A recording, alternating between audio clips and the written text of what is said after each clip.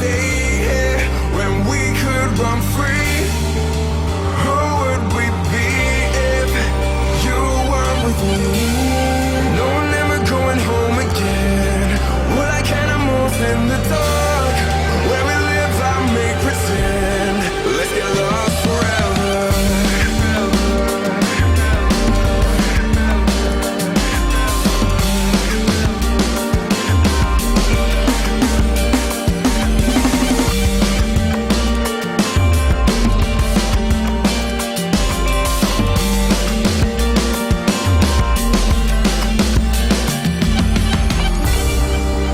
Why should we stay here when we could run free?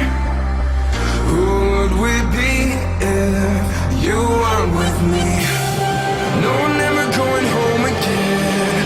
We're like animals in the dark. Where we live, I make pretend. We're lost forever. We're lost forever. We're lost forever.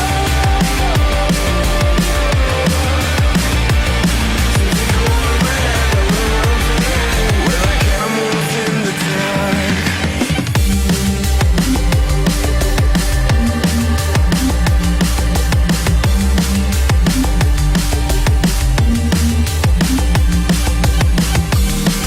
No, never going home again. We're like animals in the dark. Where we live, I make pretend. Let's get lost forever.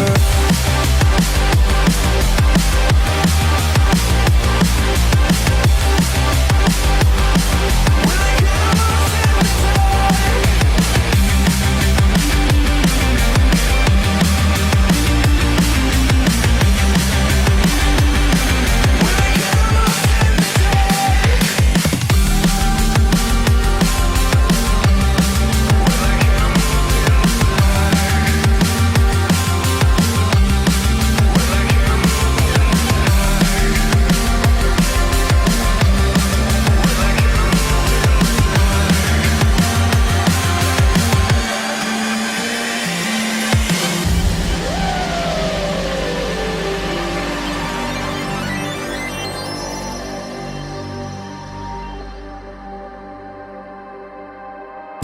Dance whore. Dance, you fucking slut. Anyone bring me? There's something out there.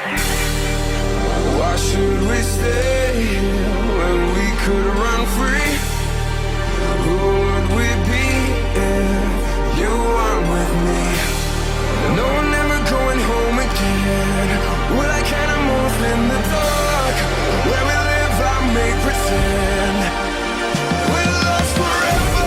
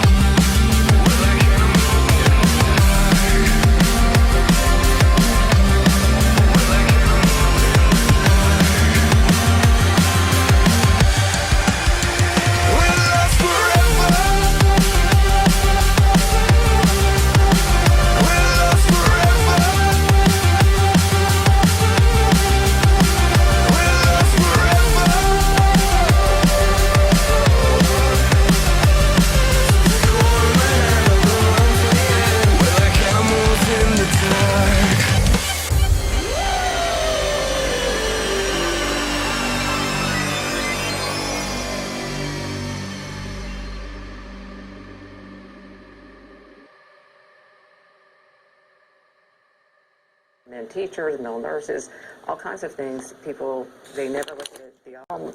What about women today? Do you think that women are as attractive? Do they make themselves attractive to younger men, in your opinion? Or are there things that you would like to change, or that you see as more aspirational about the way that they could relate in the dating world today? Or is it? Yeah, I mean, first of all, there is an obesity epidemic, and attraction is important to men and women. Number two, I think 1/4 of women, according to a statistic I heard, are on some sort of psychiatric medication, and so a lot of men have had very bad experiences. And I also think from... Could you tell us, I mean, not from your personal experience, but just what are some from your friend, or just, you know, just in general, like what are some of the bad experiences do you think that men have with women today? Bipolar women, just doing crazy things, having affairs. I won't get specific. Well, no, when I interviewed young men, they all told me, one of them told me that 8 out of 10 women today are sketch. In other words, they just run off sketch, you know, they're sketchy, they'll run off on you, and they'll just do anything to you that you can't trust them. Do you find that? One of the problems is that from a very young age, from elementary school, all the teachers are female, mostly, and there's not this sort of, there's such a push to have a female-centric view of the world, or, you know, which I think was maybe making up for some imbalances in the past, but that women actually have a hard time relating to some of the challenges that men go through. And the suicide rate is astronomically higher for men. I mean, how many people would really know that? Well, it's 30,000 men a year, and there's 38,000 suicides. 30,000 of those are men, and going back to the empathy point, I think that's really correct. When I talk to women, almost never, they can always understand the female point of view, almost never can they take the male side. Do you find that in just relating? Yeah, absolutely. Relating to men, and I also have to say that dating, frankly, is a pain in the ass. I mean, you go out, you spend all this time and energy, and most of the experiences are just not very good. And what happens for a lot of men is, I think that a lot of men just check out. And this goes and they to play what, video games, and maybe they go down and start playing, looking at porn, whatever. Because our time is valuable. It's one of the most valuable commodities there is. And if you're going to spend all this time on these bad experiences again and again and again, eventually a lot of men just check out and say, you know what? It's not for me. I'd rather do X, Y, or Z. It could be video games. It could be working out. It could be reading. It could be getting another degree, whatever it is. But not to personalize this too much, but I'm curious when young men say, I don't want to get married, which I totally understand. Is there in your mind some woman that you would marry?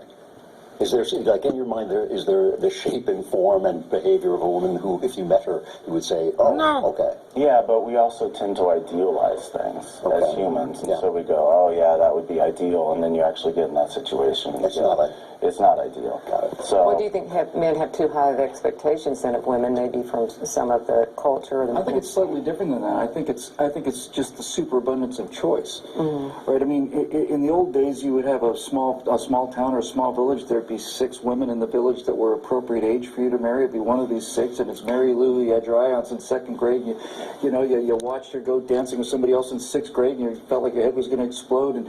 And so there's just so many choices that the second you see the slightest little thing that's a little off-putting, say, I'll just change a channel. It's not 3 channels anymore, 70 million channels on YouTube, but in the time it takes you to watch a YouTube video, 30,000 new videos have been uploaded, or 30. So there's a lot less tolerance for this, but I think it's a deeper issue. And I think, as I've gotten a little older at this, I think what's really missing is this idea of courtship, and especially the idea of delayed gratification. Because when you look at why so many of our grandparents' marriages lasted as long as they did, it's because they had so much invested in it before they actually tied the knot. You would send a letter to someone that you had the hots for, and you wouldn't hear back from them for 10 days. And you just had to think for 10 days, what are they thinking? I get to go over. You'd have a 6-month courtship where you might be allowed to hold hands if grandmother was walking behind. And it made you step it up. And the one thing that I found really just very recently in my life is that the thing actually that I thought I was looking for is not what I was looking for. It's the friendship. It's the fact that when you're talking to this person, you just talk forever. No one has that experience anymore. Everybody's in a much more kind of fast. I got to.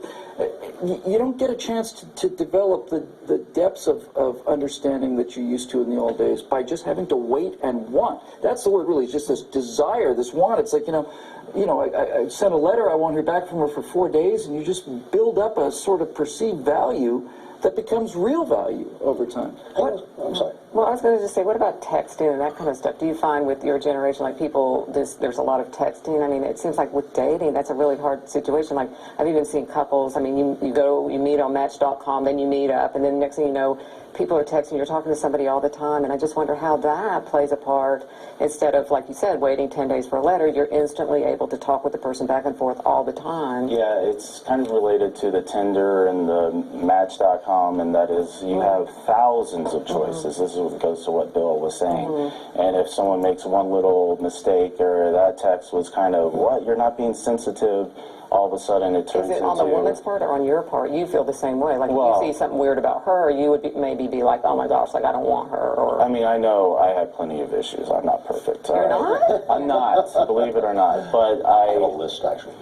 People have a hard time looking inward at themselves and seeing their own issues. But obviously I date women, and so that's been my experience, and it has been, you're bad, next person, I'll scan 2,000 profiles online or whatever, and just move on to the next. Swipe left. The thing that kind of worries me about this conversation as we have it is that having been married so long and believing that feminism is entirely wrong in all of its premises, one of the things that I've come to see is that I only see half the world. That men have a way of looking at the world that is only 50% of the way you can look at the world, and women have are in possession of the other half. And it's only over a long period of time with a woman having to try and make her happy, try and have her make you happy, that you start to see that other half of the world that is reality. But I think what feminism does, and I think there are some good things about it, but I think what it does is it makes it so that men are the other half of the world that they don't see. Used to, I think women had to understand a little bit more about male psychology, and now they do not. But that's true on the other side, too. If men stay single, I don't think they ever learn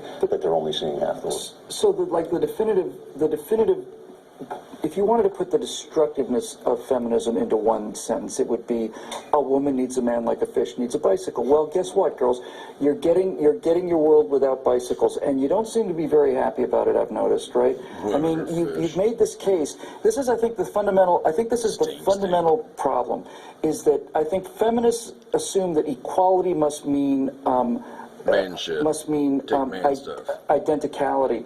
That in order for them to be equal, they have to be identical. And I think the mature position is to take is that you can have people who are in fact equal, but equal because of their complementing differences, and that this is what makes things happen. I was having a conversation last night, so you mentioned this. You were talking about that women see the world in an entirely different way. The brains are wired for emotions in a way that we just don't comprehend, and conversely. And I was saying that I've got this intellectual matrix, and when I learn new data, I know exactly where it goes in my intellectual matrix. But when I learn something new from her, it goes into an emotional matrix that I'm just now learning how to build. And it is, in fact, that it's an EQ, it's an intelligence, an emotional quotient. It's an entirely different thing. And men are expected to learn this if they're going to be in a monogamous relationship. I think if women made more of an effort to understand the male perspective the way they used to in the olden days, we'd be a lot happier. I also think, by the way, the entire idea of equality between persons is a nonsense. I think it's just you're just talking gibberish when you talk about equality between persons. Persons are never equal. They're never the same. They're different. And I think that it's really interesting having lived among kind of standardized old-fashioned couples. Those homemakers are some of the most empowered and dignified women that I know, whereas many of the working women I know are the pawns of some boss who doesn't care about them at all. And so a lot of things that the feminists told us are exactly the opposite. He's too busy, so he hires some bitch to do it for him. How do you think this is going to affect the future? Because now we're hearing that 25% of all millennials will not be married by the time they reach their mid-50s. Bummer. How do you think, how is this going to look, even from an emotional point of view, like you were saying, Bill, like, are young men not going to really even know how to relate and vice versa? Or do you think it'll be, Matt, do you think that women and men, how do you think they'll relate, say, if they never marry and they don't understand the other point of view? There's going to be huge economic consequences because one of the things my father talked about is when you have a kid, all of a sudden your whole world changes and there's another human being that you have to look out for, you have to protect, you have to provide for, and you're willing to go work that much harder to protect and provide for that child, for that human being. And so if guys are just checking out, all of a sudden there's a huge ramifications for that people don't even realize. I think that some of this is cyclical. I think there maybe has to be a generation that doesn't get married and other people, the next generation comes up and sees that and goes, I don't want that for me. I do want to get married. I'll work that much harder. So maybe some of this is a little cyclical. Right. So just to wrap up, what would make marriage, just quickly in a couple of words, what would make marriage more attractive to men and to women? I'm so old-fashioned that I don't even know if I'm talking into the world as it is anymore, but I certainly think that, home and family are wonderful. I don't know what my life would be like without a home, without a family.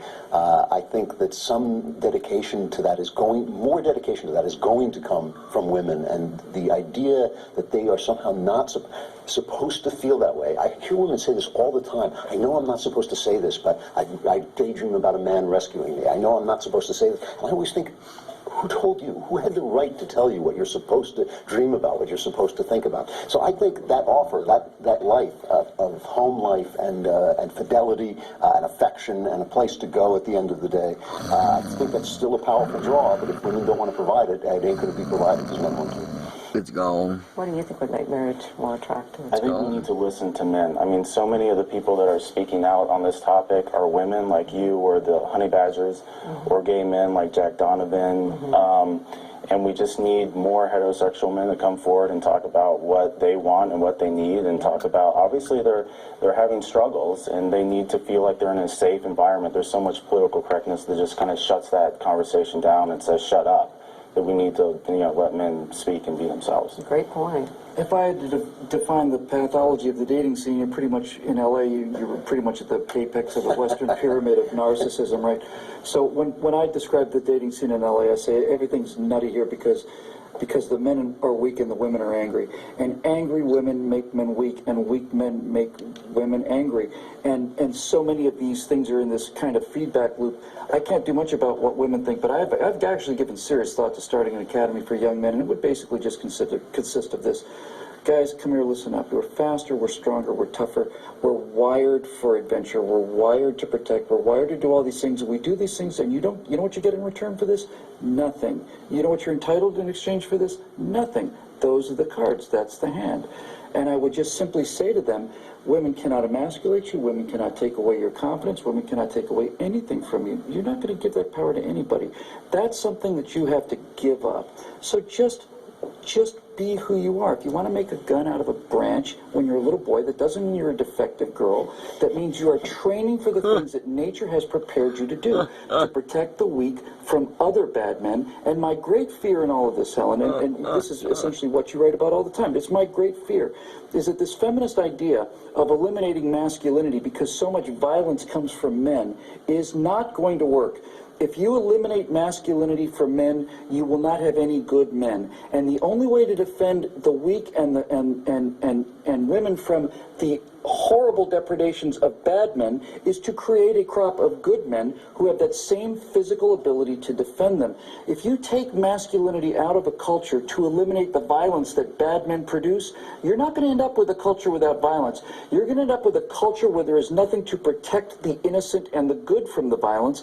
And I know this is how Andrew feels about this. This is an obligation that comes to us with manhood, and it is not maleness. It's manhood is the ability to say, I want to run from these Mongol sons of bitches just as much as the next guy, but the women and children are going to go that way, we're going to go this way, and that's the deal. Now, it used to be that we got something for that deal. We used to get a little respect and a little admiration for that deal, but if you're going to take that away, it starts to make the whole thing seem a little less attractive. Well, on that, I don't know. I guess we better end. Thank you so much to Bill Whittle, Andrew Clavin, and Matt Orr today. This is Helen Smith at PJTV. Thanks for watching. I don't know. Then and I had another incident with another fucking person. I don't know. I have issues with beautiful women. I really do. This is actually a bit I want to do on stage, and maybe I'll do part of it for you here. The basic idea. I don't respect them on a certain level. I feel like I had to do something to achieve in life. All they had to do was basically they were born beautiful. It's really not an accomplishment. I guess you go to the gym, you stay beautiful. Past a certain age, it is an accomplishment, I guess. But, I don't know. In order as a guy to get around beautiful women, you have to accomplish all this shit in life.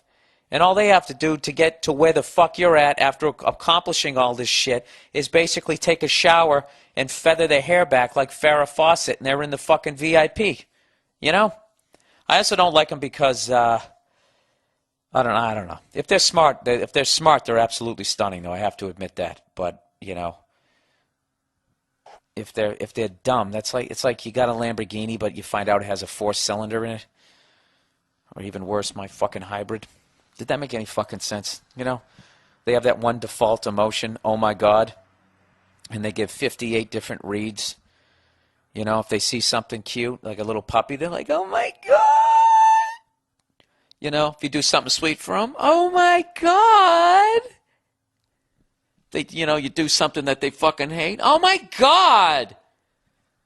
Fucking idiots. They got 3 words floating around in there, and they're in VIP, You slap the fucking spit out of their mouth. All right, let's plow ahead here. This is the Monday Morning Podcast. All right, emotionally cheating. Hi, Bill. A big fan of your stand-up in the MM podcast.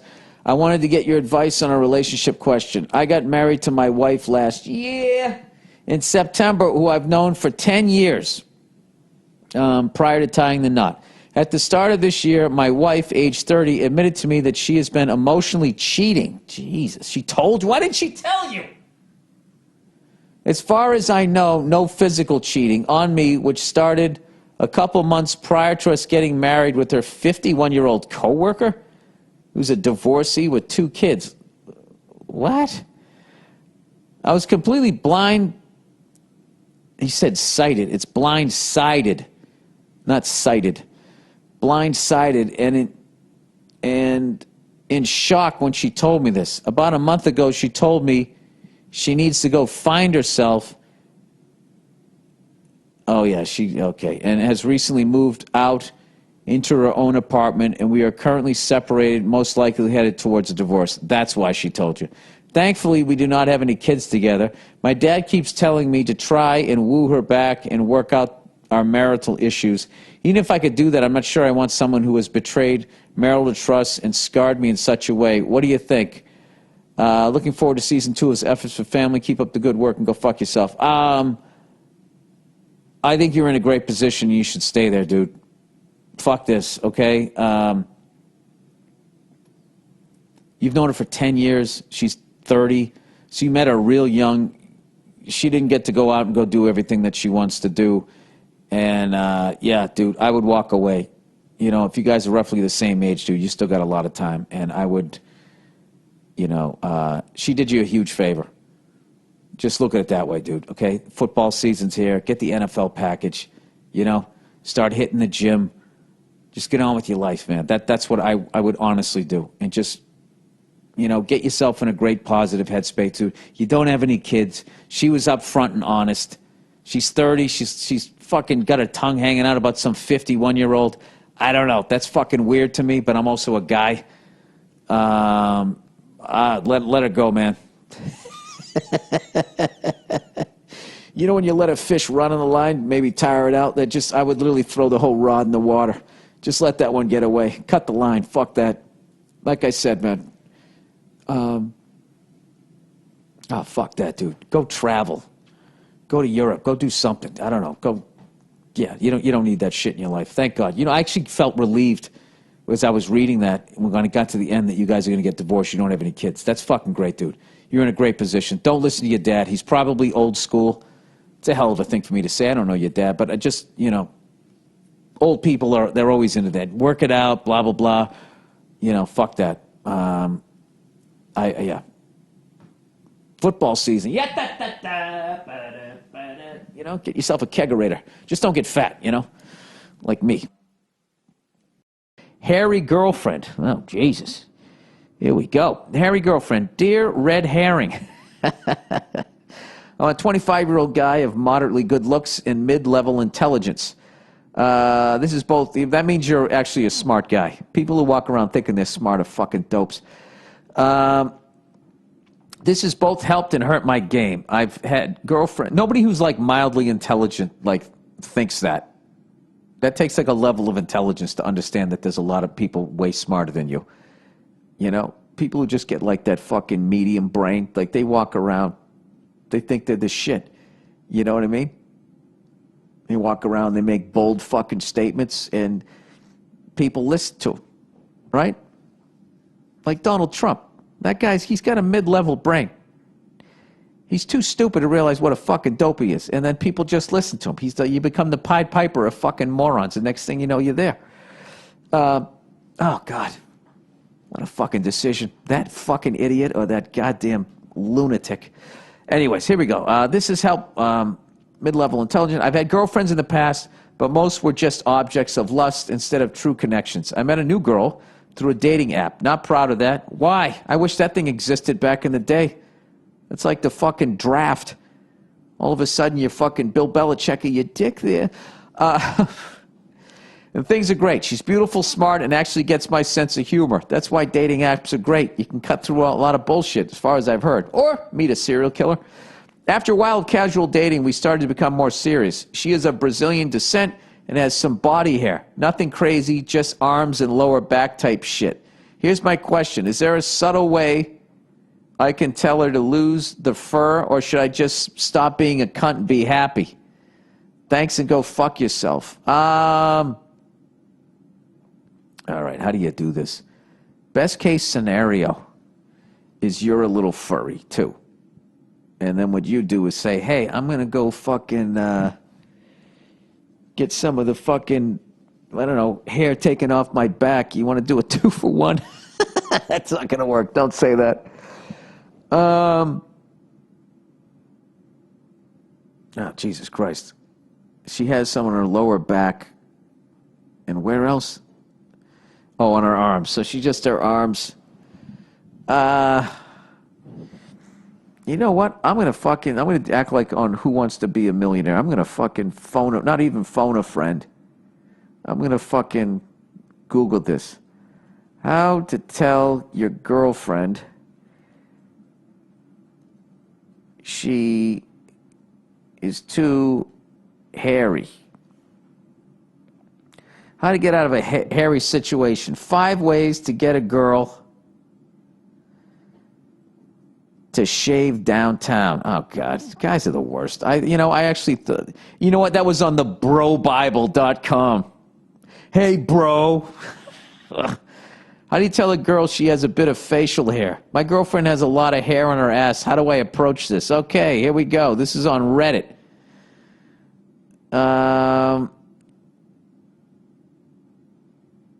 You know what? Reddit's not going to have the fucking answer. I'm going to go with this one. The student room. How do I tell my girlfriend she's too hairy? Well, this is another fucking chat room. I'm dating a girl. Okay, we know what the deal is. How dare you dislike something that comes naturally? Oh, God, these fucking broads. I swear to God. Hashtag yes, all women. Stop imposing your fucking patriarchal standards on this poor girl. If you have nothing good to say, don't say anything at all. It's her body. Give me a fuck. And what women do the second you get in a fucking relationship with them, they're constantly trying to change you. If you don't like it, don't be with her. Don't make her feel insecure. Jesus, all the hairy chicks are chiming in. How would you like it if she told you to shave your sweaty, hairy balls? I would say, absolutely, sweetheart. Why would I want to have hairy, sweaty balls in your face if it's turning you off? The game plan here is to get you in the mood. By all means, what do you want me to do? You could maybe remove your own man-lady garden. That would create natural opportunity to discuss your lady friend's luxuriant growth. That was kind of my suggestion. Just tell her. Seriously, why do you let people create stupid threats? Jesus. Yeah, yeah, this is a hard one. Yeah, it's a really fucking difficult one because you're talking about something. It's this weird thing that they can't help, but they can also fix very easily. Although, yeah, it kind of hurts too, right? According to the 40-year-old virgin.